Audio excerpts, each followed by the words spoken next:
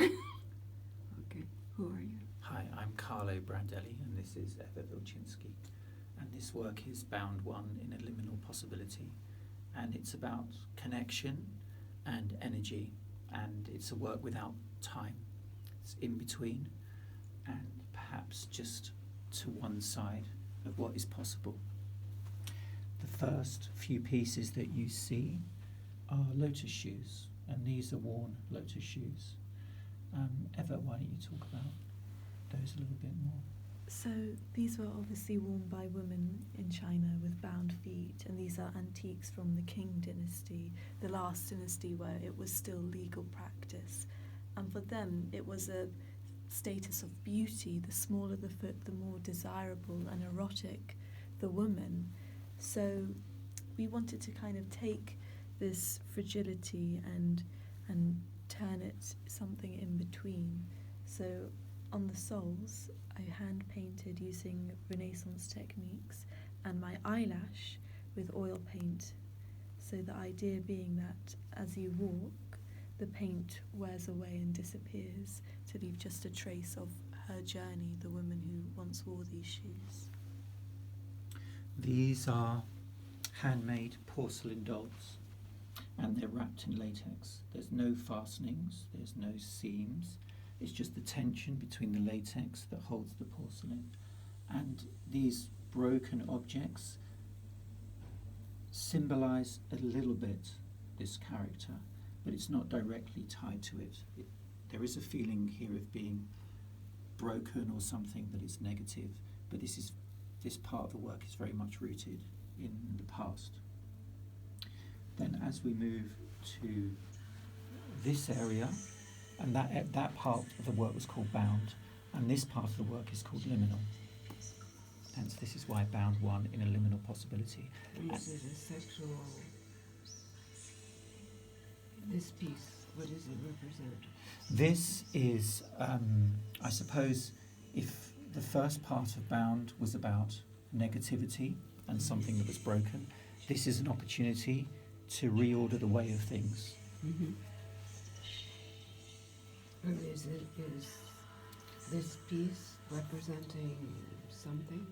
Well, all the components carry energy.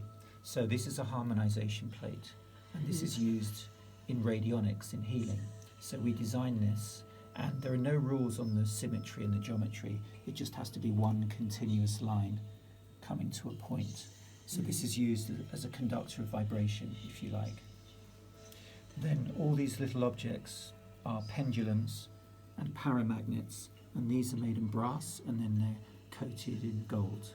And again, these little pieces come apart, and they can carry components or parts of someone dear to you, things like hair, objects of that nature. Mm-hmm. So you're kind of living in another century. If you like. There is the past, there is now, and then there is an unknown future. Mm-hmm. So this idea of the word liminal, well, Ewa, you came up with liminal. Liminal essentially represents that plane in between. And Carlo, when we were making the work, he just kept saying over and over, we live our futures first. Mm-hmm, I like that. Yeah, that's the only way. So all the objects and the pieces, I mean, this isn't actually, people are assuming it's a female figure, but we're just calling it an angelus. So it has no feet. And obviously the porcelain is shaped by hand. And then there are little holes where some people believe energy can enter the body. So we're allowing whoever views the work, and all the viewings are one-on-one, to actually touch the objects. It's very rare you get to sit with the artists and actually handle the objects because they all carry energy. Mm-hmm. Obviously, this is made in a scale of 1 in 6, so it fits in the human hand. So you get a real idea of a sense of a person from that.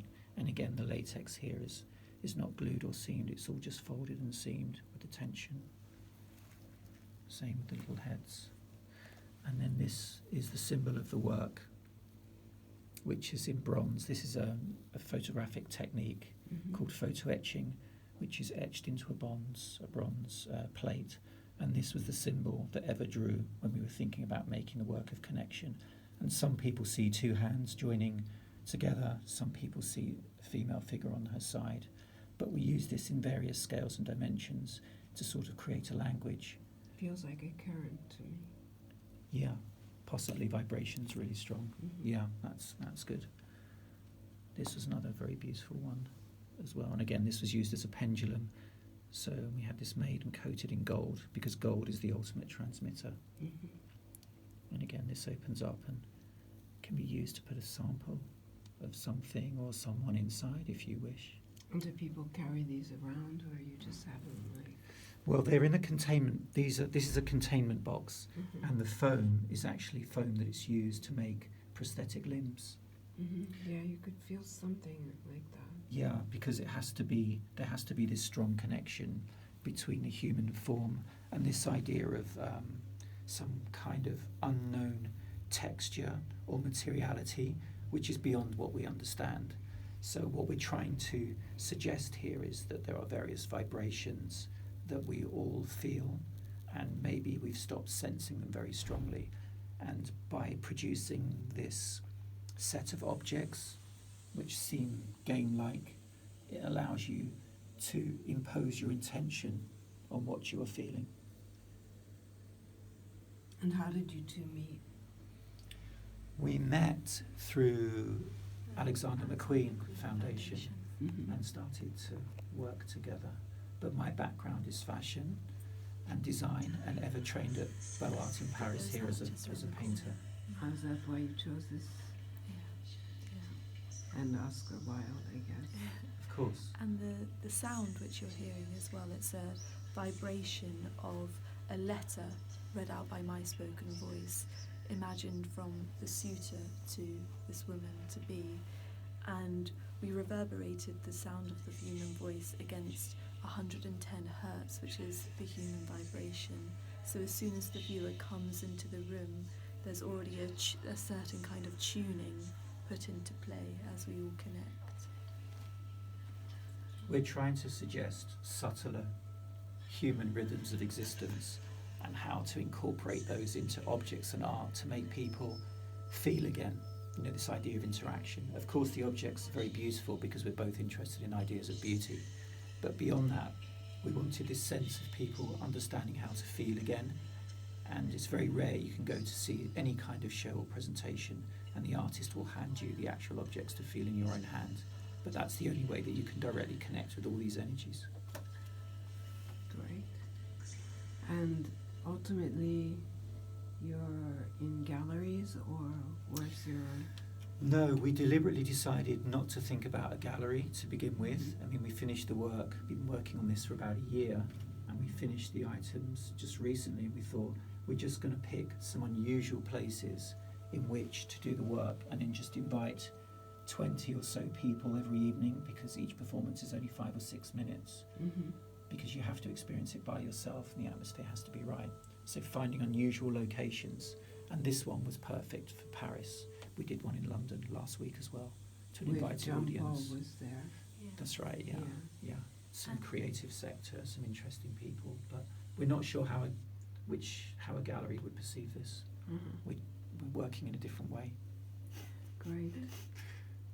Very interesting. And use the fabric on your dress, is this? So this is an antique Chinese robe from the Qing dynasty, the same period. Yeah, it was As feeling this. that. Yeah, and so this is the 9-claw dragon Mhm. depicted, and often the allegory of the dragon chasing the flaming pearl can be seen as either power chasing wisdom, or possibly in this case the male chasing the female and her pearl, as it were. And you're wearing a pearl also. Yeah. Mhm. And no shoes. No shoes. Is that like it's part of the... Yeah, and so the You're prosthetic free, you're foam- not going to have your feet bound. Yeah. Okay. That's great. They're beautiful.